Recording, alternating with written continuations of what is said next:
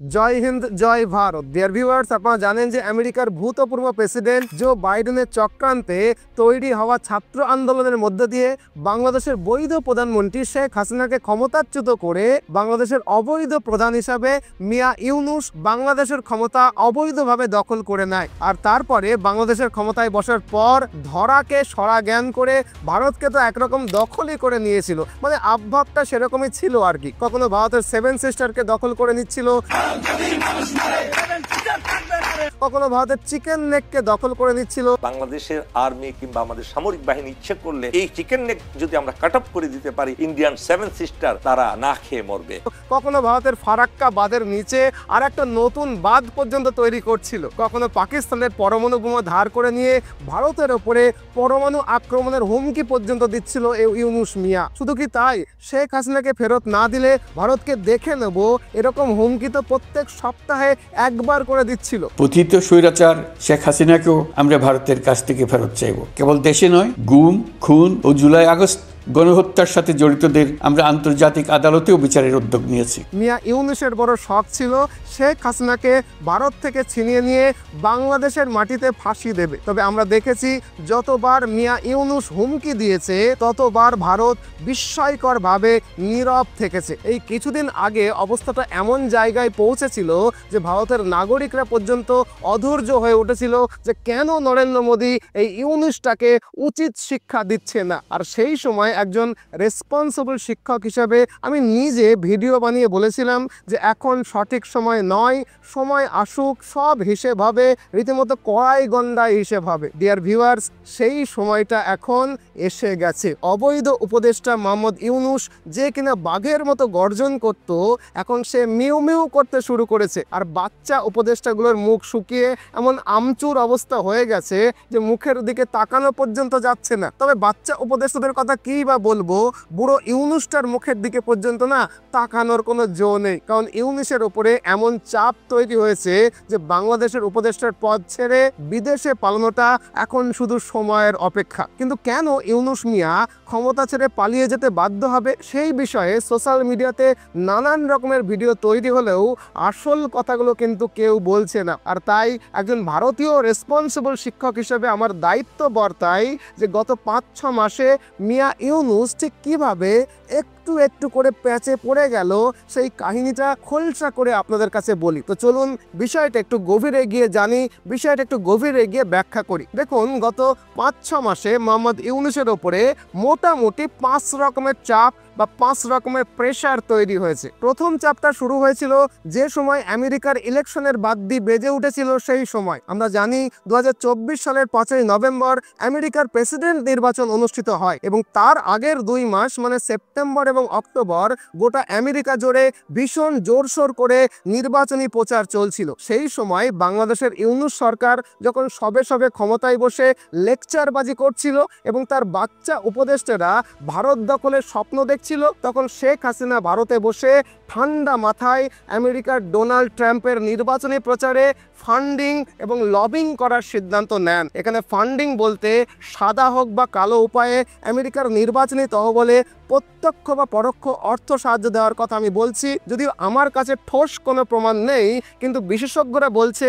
হাসিনার কাছে থাকা বিলিয়ন বিলিয়ন ডলারের একটা বড় অংশ তিনি ট্রাম্পের নির্বাচনী প্রচারে ফান্ড করে সরাসরি ট্রাম্পের নজরে আসেন। তাছাড়া আমেরিকায় বসবাসকারী শেখ হাসিনার ছেলে সজীব ওয়াজেদ জয় ডোনাল্ড ট্রাম্পের নির্বাচনী প্রচারে লবিং করার জন্য যুক্তরাষ্ট্রের লবিস্ট নিয়োগ করেন, যা পরোক্ষভাবে ট্রাম্পের পক্ষেই কিন্তু কাজ করে। 2024 সালের 12ই সেপ্টেম্বর সজীব ওয়াজেদ জয় তার মালিকাধীন ওয়াজেদ কনসালটেন্সি ইনক নামের একটা কোম্পানির মাধ্যমে ওয়াশিংটন ডিসির লবিং ফার্ম, যার নাম স্টেক গ্লোবাল ডিপ্লোমেসি, তার সাথে 6 মাসের চুক্তি করেন, যে চুক্তির মূল্য ছিল $2 লাখ এবং শুনলে চমকে উঠবেন, এই লবিং ফার্মের নেতৃত্বে ছিল ক্রিশ্চিয়ানো বোর্স এবং রবার্ট স্টেক, যারা 2016 সালে ডোনাল্ড ট্রাম্পের ইলেকশনের প্রচারের উপদেষ্টা হিসেবে কাজ করেছিল। চুক্তির আওতায় কথা হয়েছিল যে লবিস্টরা বাংলাদেশের সমস্যাগুলো সম্পর্কে মার্কিন সরকারের নির্বাহী এবং আইনসভার শাখার সাথে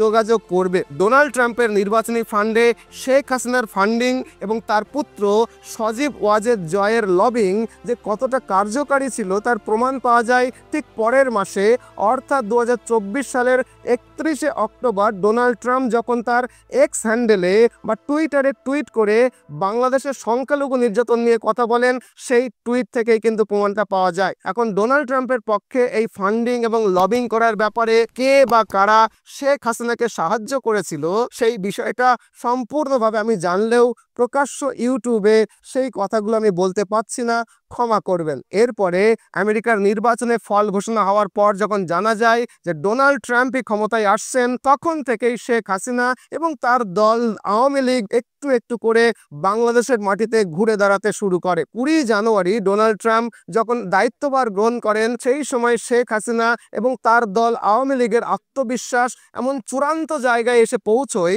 যে তারা ঢাকাতে হরতাল পর্যন্ত ডাকে আমরা জানি। আর এখন আওয়ামী লীগের আত্মবিশ্বাস এতটাই যে বাংলাদেশের রাজপথ আওয়ামী লীগ সমর্থকদের দখলে চলে গিয়েছে, এ বিষয়ে কিন্তু আমাদের নজর এড়াচ্ছে না। এখন ডোনাল্ড ট্রাম্প যে সত্যিই বাংলাদেশের পক্ষে নীতি নিচ্ছেন তার সবচেয়ে বড় প্রমাণ আমেরিকা ইউনূস সরকারকে সব রকমের অর্থ সাহায্য দেওয়া বন্ধ করে দিয়েছে এবং শেখ হাসিনাকে ক্ষমতাচ্যুত করার মাস্টার মাইন্ড যে ডোনাল্ড লু, তাকে কিন্তু তার পদ থেকে রীতিমতো সরিয়ে দেওয়া হয়েছে। আর এই প্রথম চাপে মিয়া ইউনূস এতটাই চাপে পড়ে গিয়েছিল যে কিছুদিন আগে সুইজারল্যান্ডে ডাক্তার দেখাতে ছুটেছিল। এখানে বলে রাখি যে বাংলাদেশের চিকিৎসা ব্যবস্থা যেহেতু এতটা ভরসাযোগ্য নয়, তাই সবাইকেই বিদেশে অন্তত ইন্ডিয়াতে এসে চিকিৎসা করাতে হয়। তবে ইন্ডিয়াতে ডাক্তার হওয়াটাও কিন্তু ভীষণ ভীষণ কঠিন একটা কাজ, কারণ আজকের দিনে ভারতবর্ষে ডাক্তারি পড়তে গেলে কি লেভেলের কম্পিটিশন তা কিন্তু আমরা সবাই জানি। যদি গত বছরের ডেটা আমরা ধরি, মানে 2024 সালের কথা ধরি,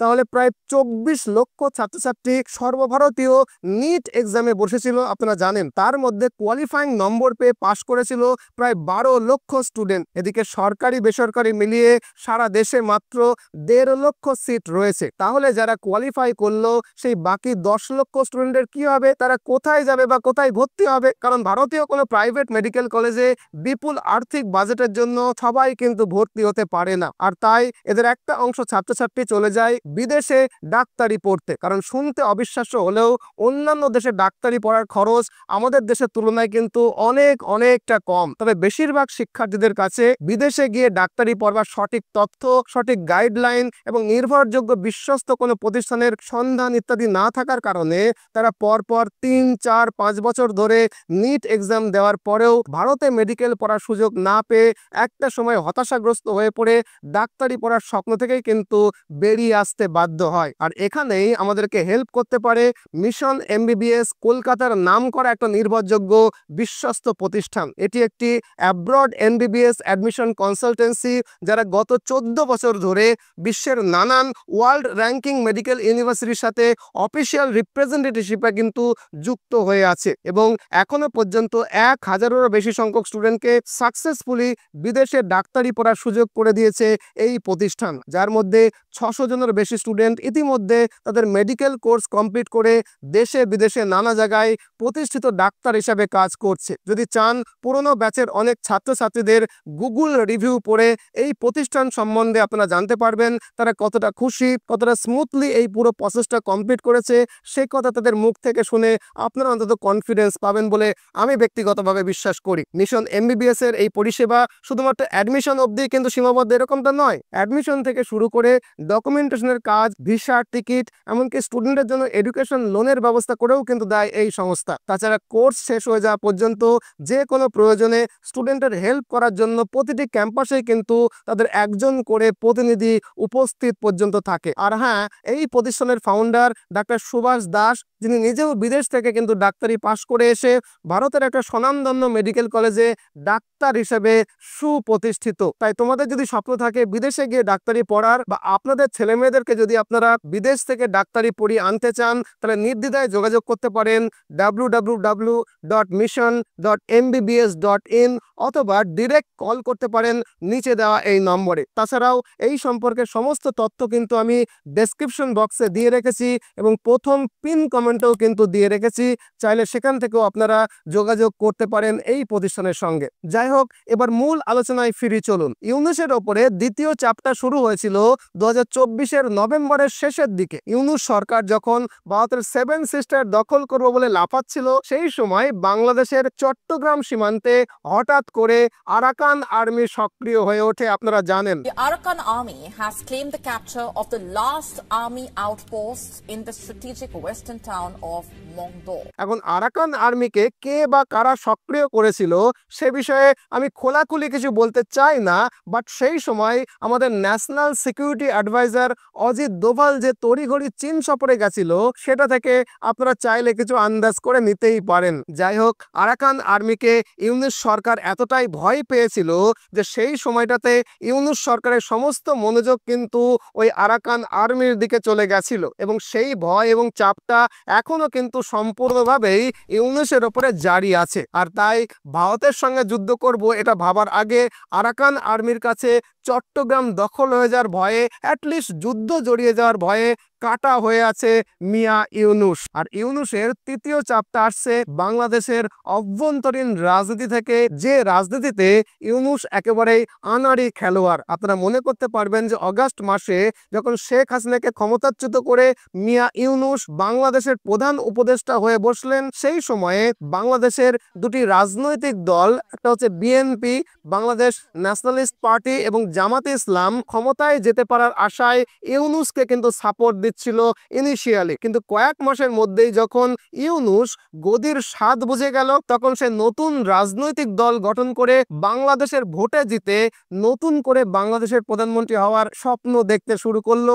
আপনারা নিশ্চয়ই আমার সঙ্গে একমত হবেন। এখন বিএনপি বিশ্বাস করেছিল যে যদি নির্বাচন হয় তাহলে আওয়ামী লীগের বিরুদ্ধে তৈরি হওয়া জনমতকে কাজে লাগিয়ে তারা অনায়াসেই ক্ষমতায় আসতে পারবে। আর তাই নতুন দল গঠনের কথাটা যখন মার্কেটে এলো, সাথে সাথেই কিন্তু খালেদা জিয়ার বিএনপি ইউনূসের পাশ থেকে সরে গেল। এখন এই অবস্থায় বাংলাদেশের মানুষের ভোট কতটা পাবে সেই বিষয়ে আশঙ্কা তৈরি হলে মোহাম্মদ ইউনূস বাংলাদেশের ভোটারদের বয়স কমিয়ে 18 থেকে 17 করতে চাইছে। সেক্ষেত্রে নতুন ছাত্রছাত্রী ভোটারদের ভোট ইউনূসের পক্ষে এলে সরকার গঠনটা অনেক সহজ হয়ে যাবে বলে মিয়া ইউনূস কিন্তু মনে মনে স্বপ্ন দেখছেন। এখন ভোটারের বয়স 18 থেকে কমিয়ে 17 করার প্রস্তাব যদি কার্যকারী হয়ে যায়, তাহলে ভোটের চিত্র সত্যি সত্যিও কিন্তু বদলে যেতেও পারে। কারণ যেহেতু মোহাম্মদ ইউনূস ঘোষণা করেছে যে তিনি একটা নতুন রাজনৈতিক দল গঠন করতে চান, আর তার ফলে বাংলাদেশের রাজনীতিতে এখনো পর্যন্ত প্রচলিত আওয়ামী লীগ এবং বিএনপির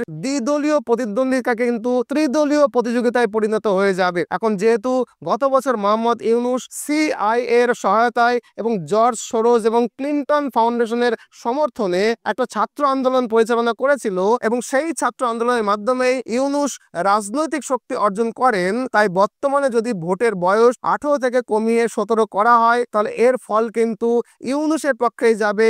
এই কথা কিন্তু রাজনৈতিক বিশেষজ্ঞরা মনে করছেন অলরেডি। আশা করি ব্যাপারটা বুঝতে পেরেছেন। এখন যদি ছাত্রদের এই অতিরিক্ত অংশ মোহাম্মদ ইউনূসের পক্ষে দাঁড়িয়ে যায়, তবে এর লাভ হবে মোহাম্মদ ইউনূসের দল এবং জামাতে ইসলামের, কিন্তু সবচেয়ে বড় ক্ষতি হয়ে যাবে বিএনপির। অতএব আওয়ামী লীগ পরবর্তী সময়ে বাংলাদেশের রাজনৈতিক ক্ষেত্রের মূল চালিকা শক্তি বিএনপি বাংলাদেশের রাজনৈতিক অঙ্গনে ইউনূসের ওপরে একটা ভয়ঙ্কর রাজনৈতিক চাপ অলরেডি তৈরি করতে শুরু করেছে এবং এটাকে জারি রেখেছে। এমনিতেই অতিরিক্ত আত্মবিশ্বাসী আওয়ামী লীগ বাংলাদেশের রাজনীতিতে প্রবল চাপ তৈরি করছে, তার ওপরে বিএনপিও সেই একই রাস্তায় হাঁটলে কি পরিমাণ রাজনৈতিক প্রেশার তৈরি হবে মিয়া ইউনূস কিন্তু এখন থেকেই সেটা খুব ভালোভাবে বুঝতে পারছে। ওই যে একটা কথা আছে না, একা রামে রক্ষে নেই সুগ্রীব দোসর। তৃতীয় চ্যাপ্টার ব্যাপারটা কি, আশা করি এই কথা থেকে আপনারা উপলব্ধি করতে পারলেন। আর মোহাম্মদ ইউনূসের ওপরে চতুর্থ চাপটা আসছে বাংলাদেশের সাধারণ জনগণের কাছ থেকে। এই চাপটা হলো